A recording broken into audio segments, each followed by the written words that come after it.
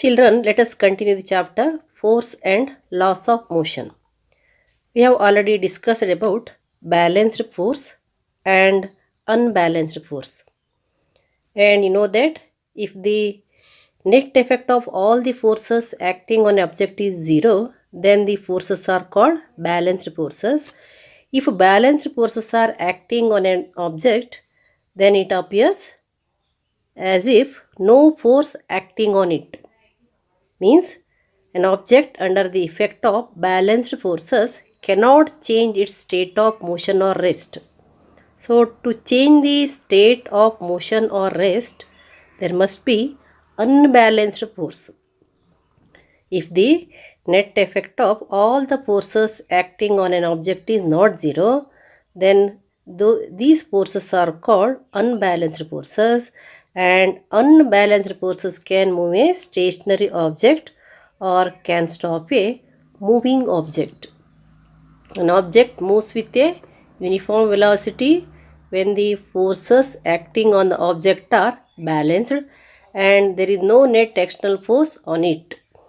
If an unbalanced force is applied on the object, there will be change either in its speed or in the direction of its motion. So, unbalanced forces causes the change in the speed or change in the direction of the motion of the object. Thus, to increase the speed of the object or to accelerate the motion of an object, an unbalanced force is required. To accelerate the motion of an object, an unbalanced force is required, and the change in its speed or in the direction of motion would continue as long as this unbalanced force is applied. We have already observed the situation in which the children tried to push a box on a rough floor. If they push the box with smaller force, the box does not move because of the friction acting in a direction opposite to the push. So in both the cases, in case A and in case B, there is a balanced forces. But in the third case C, they push more and they effort hard, then there is a change in the position of the box. The box can move in this direction. That is, here there is a unbalanced force. So you can conclude that unbalanced force, that is nothing but external force, causes the change in the state of motion or change in the state of rest. The object which is at rest can be made to move by the unbalanced force, that is nothing but by the external force. Galileo deduced that objects move with a constant speed when no force acts on them. He observed the motion of objects on an inclined plane. Galileo observed the motion of the object on an inclined plane and he deduced that objects move with a constant speed when no force acts on them. Objects move with a constant speed when no force acts on them. He observed that when a marble rolls down on an inclined plane, its velocity increases. Here it is rolled down on an inclined plane, its velocity increases. The marble falls under the unbalanced force of gravity. Marble falls under the unbalanced force of gravity as it rolls down and attains a definite velocity by the time it reaches the bottom. When it reaches the bottom, it attains maximum velocity. Its velocity decreases. Here what happens, when it reaches the bottom and naturally it tries to move upward direction of the opposite inclined plane, and its velocity goes on decreases as it moves upward. Its velocity decreases when it climbs as shown in the figure. Galileo says that when the marble is released from the left, here when the marble is released from the left, it would roll down the slope and go up on the opposite side on the same height from which it was released. Here when it is rolled down, it reaches the bottom and it moves upward to the opposite inclined plane and reaches the same height. From which it was released. Here it reaches the same height.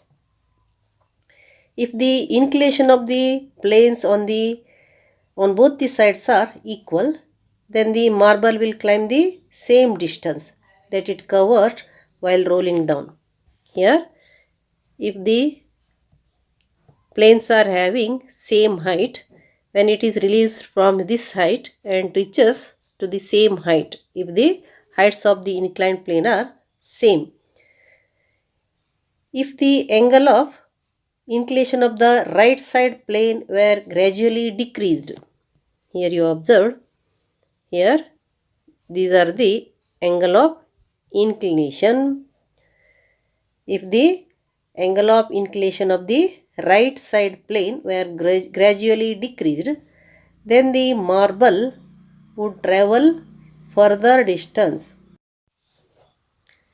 If the angle of inclination of right side plane were gradually decreased, angle of inclination of the right side plane is gradually decreased, then the marble would travel further distance till it reaches the original height. Here the marble travel further distance till it reaches the same height that it was released from. If the right side plane were ultimately made horizontal, that is the slope is reduced to 0. Ultimately made horizontal means the angle of inclination becomes 0. Angle of inclination becomes 0 means the plane becomes horizontal. The marble would continue to travel forever trying to reach the same height that it was released from. Then also it travels the same distance to reach the same height that it was released from. After traveling some distance, the marble stops. Why does the marble stops? That is because of the presence of frictional force acting opposite to the direction of the motion of the marble. Here, if there is no frictional force, the marble was in the continuous motion. But here, as there is a opposition to stop the marble by the frictional force, after traveling some distance, marble stops. The marble stops after traveling some distance because of the frictional force. The effect of the frictional force may be minimized by using a smooth marble and a smooth plane and providing a lubricant on top of the planes. Here, frictional force can be minimized. That is by using smooth marble and smooth plane and also providing lubricant on top of the planes. Newton further studied Galileo's ideas on force and motion. He studied Galileo's ideas on force and motion and he presented three fundamental laws.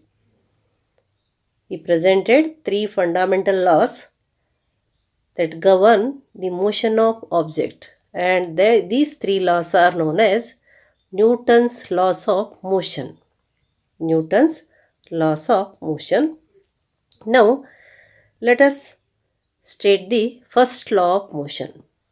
Let us state the first law of motion.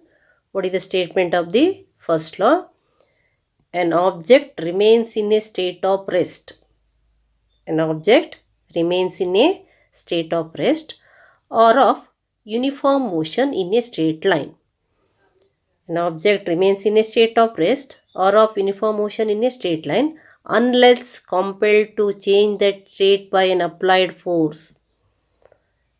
Unless compelled to change the state by an applied force. This is the statement of the first law of motion that is stated by Newton. We have already observed that to change the state of rest, we have to apply the force. And also to change the uniform motion in a straight line, we have to apply the force. Therefore, he presented the first law. What is the statement of the first law?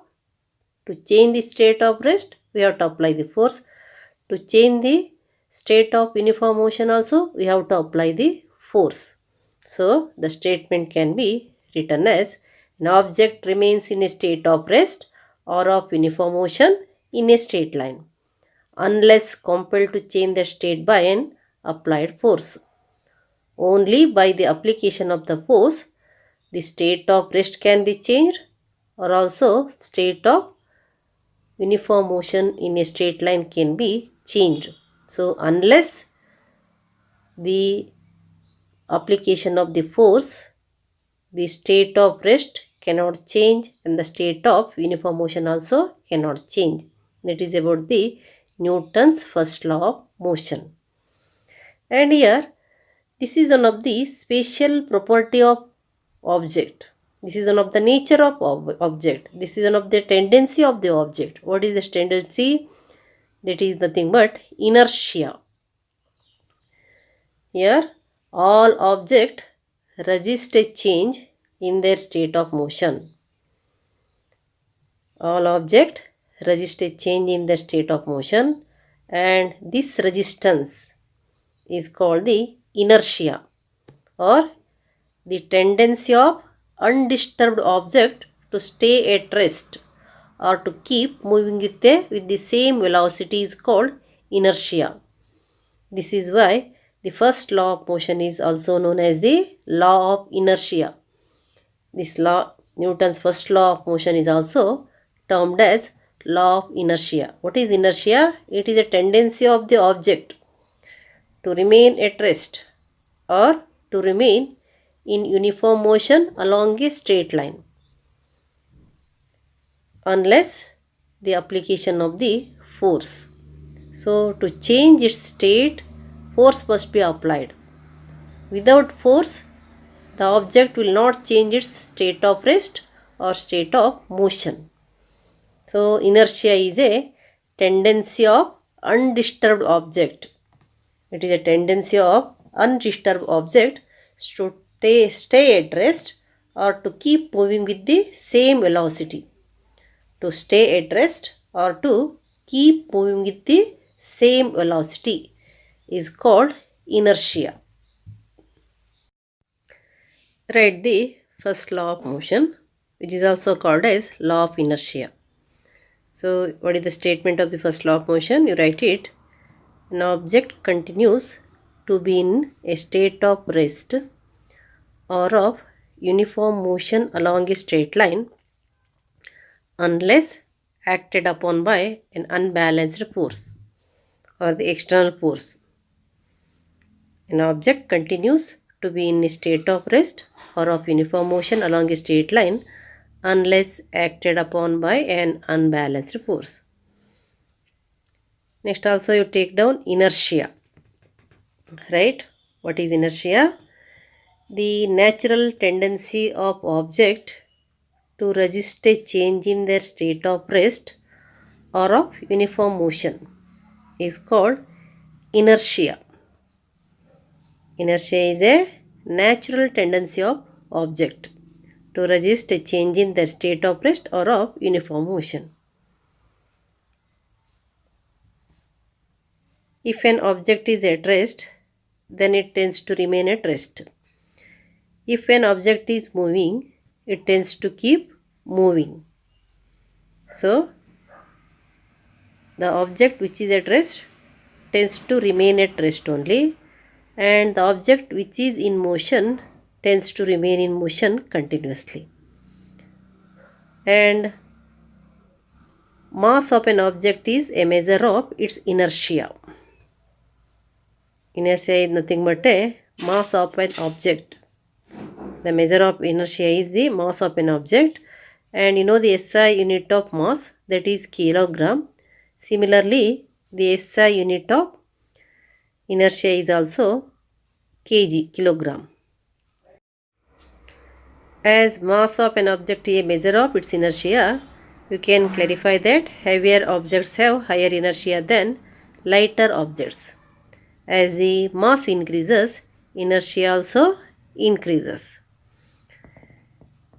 So here you know that you can say the inertia of rest, inertia of motion, inertia of direction. So what is inertia of rest? If an object resists change in its state of rest. If an object resists change in its state of rest, its inertia is called inertia of rest. The object which is at rest continues its state of rest. And if an object resists the change in its state of motion, its inertia is called inertia of motion. So, the object which is in the state of motion continues its state of motion. It tends to remain in the state of motion only, and its inertia is called inertia of motion. The next one is inertia of direction. If an object resists the change in its direction of motion, then its inertia is called inertia of direction. If an object resists the change in its direction of motion, its inertia is called inertia of direction. In this way, so you can say inertia of rest, inertia of motion, inertia of direction. Some daily examples of inertia. Daily examples of inertia. Certain experiences that we come across while traveling in a vehicle. When we are traveling in a bus suddenly starts, the passenger in the bus falls backward. When a bus suddenly starts, the passenger in the bus falls backward. Here, the reason is inertia. This is because the sudden start of the bus brings motion to the bus as well as to our feet in contact with floor of the bus. But the rest of our body opposes the motion because of its inertia. Here our foot is in contact with the floor of the bus. When a bus suddenly starts, our foot also starts to move, but the upper portion of the body is not ready to change its state of rest. That is the inertia. That is the inertia. The rest of our body opposes the motion. That is because of its inertia. Now let us consider the opposite situation. When moving bus stops suddenly, the passenger is pushed forward. In the first case, when a bus suddenly starts, the passenger in the bus falls backward. In the second, the situation is when moving bus stops suddenly, the passenger is pushed forward. This also can be explained on the basis of the law of inertia. We tend to remain at rest with respect to the seat until the driver applies a braking force to stop the bus. With the application of the brakes, the bus slows down, but our body tends to continue in the same state of motion because of its inertia. A sudden application of brakes may thus cause injury to us by impact or collision with the panels in front. Third one, When a bus turns to a corner sharply, passenger tends to fall sideways. Passenger turns to fall sideways. So you observe that when bus makes a sharp turn at a high speed, we tend to get thrown to one side. This can again be explained on the basis of the law of inertia. We tend to continue in our straight line motion. When an unbalanced force is applied by the engine to change the direction of motion of the bus, we slip to one side of the seat due to the inertia of our body. Children, you do one activity. Make a pile of similar carom coins on a table as shown in the figure. Attempt a sharp horizontal hit at the bottom of the pile using another carom coin or the striker. Here you make a pile of similar carom coins and attempt a sharp horizontal hit at the bottom of the pile. Here, with the help of the striker or with the help of the other coin, attempt a sharp horizontal hit at the bottom of the pile. If the hit is strong enough, the bottom coin moves out quickly. If the hit is strong enough, the bottom coin moves quickly. It moves out quickly. Once the lowest coin is removed, the inertia of the other coins makes them fall vertically on the table. Then what happens? The remaining coins fall vertically on the table. So here the reason is inertia. Children, you do one more activity. Set a 5 rupee coin on a stiff card covering an empty glass tumbler standing on a table. Here, take a empty glass tumbler and set a 5 rupees coin on a stiff card. Take a 5 rupee coin on a stiff card. The stiff card is covering an empty glass tumbler and that tumbler is standing on a table. Give the card a sharp horizontal flick. Here you give a sharp horizontal flick with a finger. If we do it fast, then the card shoots away, allowing the coin to fall vertically into the glass tumbler due to its inertia. Here what happened? Card moves, but the coin will not move and it will remain at that place only, and as the card goes out, the coin falls inside. The inertia of the coin tries to maintain its state of rest even when the card flows off. Here, when the playing card is flicked up with the finger, the coin placed over it falls in the tumbler.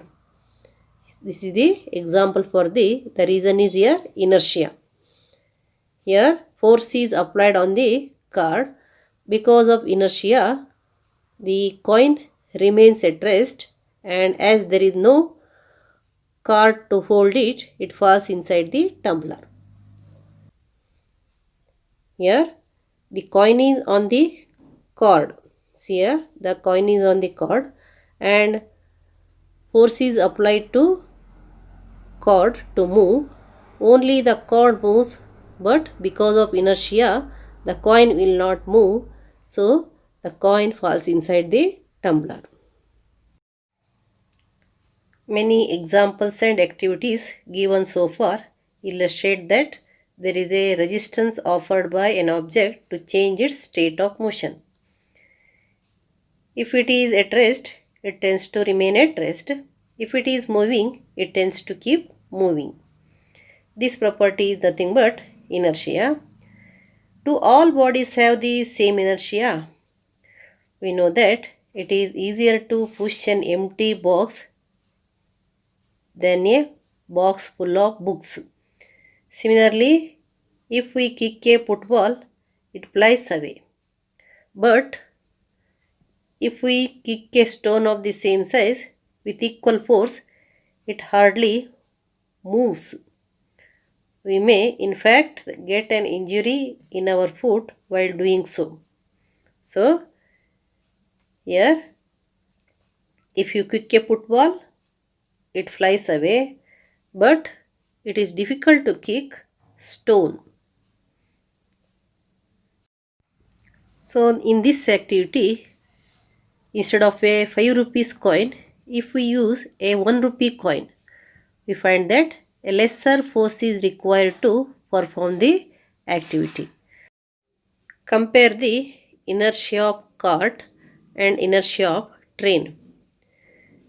Train is having more inertia than the cart, as the mass of the train is more than the mass of the cart. So you can say that inertia is the mass of the object, more the mass, more the inertia, and inertia is a tendency of the object to remain at rest or to remain in a uniform motion. And the mass of an object is a measure of its inertia. More the mass, more will be the inertia, and more will be the force to change the state of rest or of state of motion.